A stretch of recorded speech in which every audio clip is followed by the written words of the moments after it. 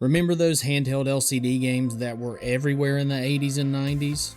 The ones with those tinny sound effects that were packaged in thick plastic that was sharper than any razor blade. Now, while many popular companies found success in this genre, it was Tiger Electronics who clearly stood at the top of the LCD food chain in the 90s. Tiger sold more than 25 million handheld games during this era. But how did Tiger move that many units despite fierce portable competition like Sega's Game Gear and even the original Nintendo Game Boy? Well, it definitely wasn't the quality of the games. It was actually well calculated and borderline sleazy marketing tactics that got the job done. And I'm going to share the specific strategies they used to dupe all of us kids into buying these glorified calculators. Let's get started.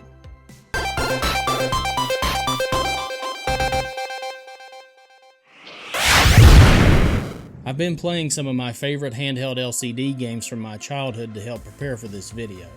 For the most part, these games are pretty terrible, and given how advanced handheld gaming is today, it's difficult to see why we considered these games worth our time and money back then.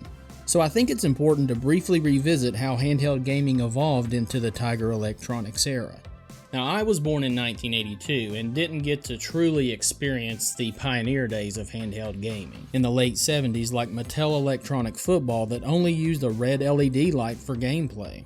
But I can assure you, many of my older cousins have fond memories of this game. Nintendo invented the basic premise that Tiger would ultimately use for its handheld games when it released the LCD-based Game & Watch series. In 1980, that was the brainchild of Gunpei Yokoi after he was inspired to create a handheld game using an LCD screen while watching a businessman fidget with his calculator on a bullet train. By the end of the 80s, Yokoi and his team at Nintendo had shifted most of their attention to the development of the Game Boy, which released in 1989, and the Game & Watch series would eventually be discontinued in 1991. As a quick side note here, I never saw a single Game & Watch title on the shelves in the eastern US when I was growing up. I legitimately didn't even know they existed until I was in college. I mean, am I crazy and just overlooked these, or did you guys experience this too? Let me know in the comments. Tiger had already been producing LCD games in the early 80s like the Donkey Kong knockoff King Kong, which appears to have been trying to mimic the Game & Watch title's design. Tiger implemented a new marketing strategy around 1988 which would begin producing the white plastic handhelds with colorful artwork to draw your attention, which would become a staple for the brand. And the first Tiger LCD game that caught my eye was Tiger Electronic Wrestling, and it was made in 1988. So I seemed to fall for this new marketing strategy right away. I can't believe I used to play this, but keep in mind the Game Boy was still a year away.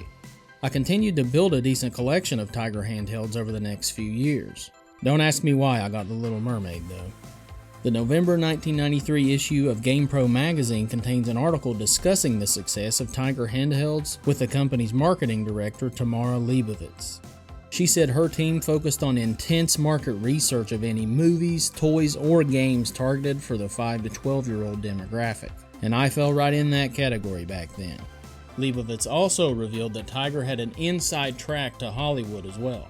She said, "We read all the magazines and talked to all the studios to keep on the cutting edge of what's hot with kids. Remember the Talkboy device from Home Alone 2? Well, a Los Angeles Times article from 1992 stated that 20th Century Fox and producer John Hughes worked directly with Tiger Electronics to make several toy props for the film, including the Talkboy, which played critical parts in the movie. And Tiger just so happened to make a Talkboy toy they could sell in the stores after the movie's release. Many critics and parents thought these methods were taking advantage of impressionable children.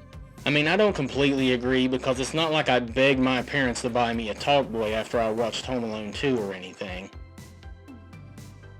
Moving on.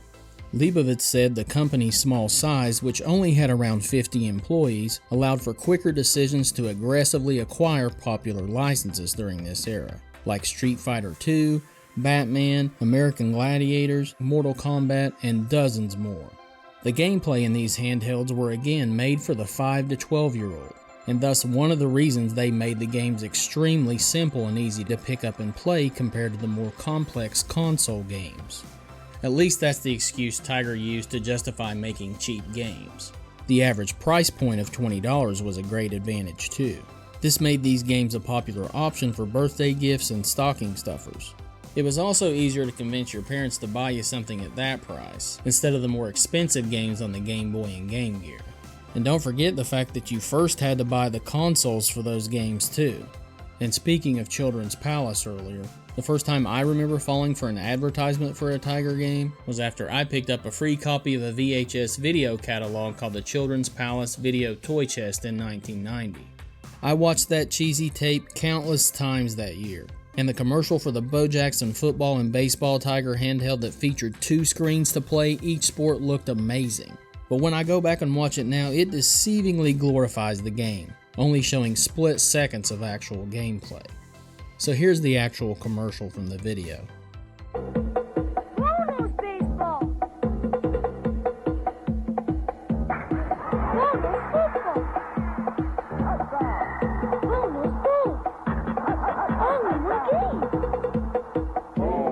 Jackson baseball and football. Either way you look at it, it's a winner. No one knows football and baseball better than Bo Jackson, and no one knows LCD video games better than Tiger. Now this is the real gameplay.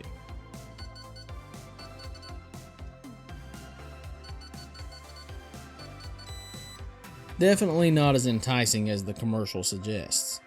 But I still played this for hours as a kid, even though it's not something I'd go back and play today. Even though Tiger may have taken advantage of us as naive kids when marketing these games, it's not something that really upsets me because I can't deny that I had fun playing them. And I remember packing them in my backpack to school to play whenever I got the chance. Now, no one is arguing that these handheld LCD games hold up well today, but we may not have even ever had the D-pad as we know it today if Gunpei Yokoi didn't invent it as a workaround for a joystick in the 1982 Donkey Kong Game & Watch title. So these so-called crappy and cheap handheld LCD games still hold a small but critical place in gaming history. I showed you a few of my favorite Tiger handhelds during this video, and I think it'd be great if you followed us on Twitter so you can share some of your favorite LCD game picks that I never got to see.